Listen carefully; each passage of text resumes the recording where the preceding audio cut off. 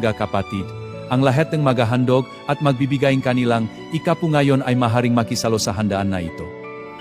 Ito ang inilagay Diyos sa puso ko kagabi.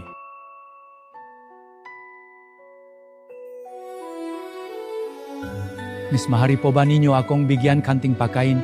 Gutom na po at halos hindi rin na makatayo. Wala ka namang inihandog. Huwag mong hawakan ang pagkain ito na nakalaan para sa Panginoon.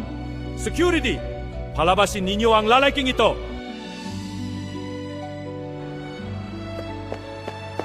Sir, ayos lang po ba kayo?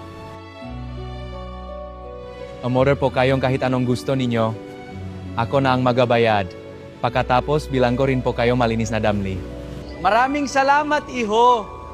Mari po ba ninyong sabihin kung bakit ganoon ang naging pagtrato sa inyong simbahan na iyon?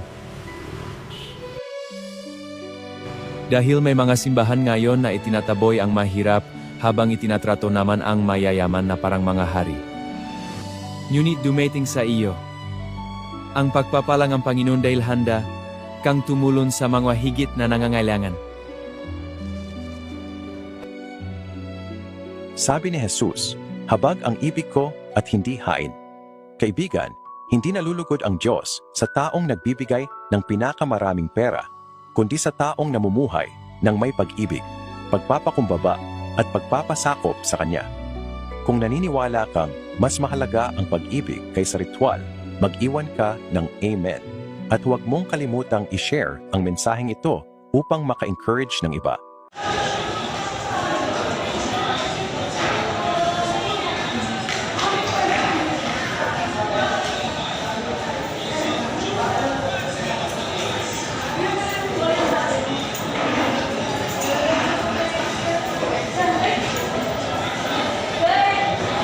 Hi po, magandang hapon po. Magandang umaga para bukas. Magandang umaga para bukas.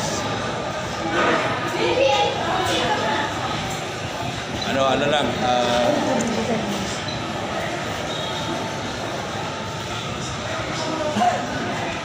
game to.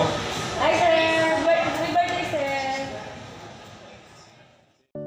Happy birthday to you.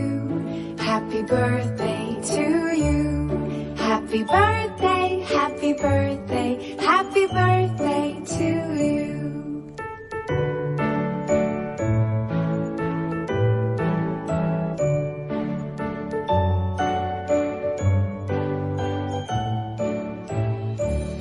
Happy birthday.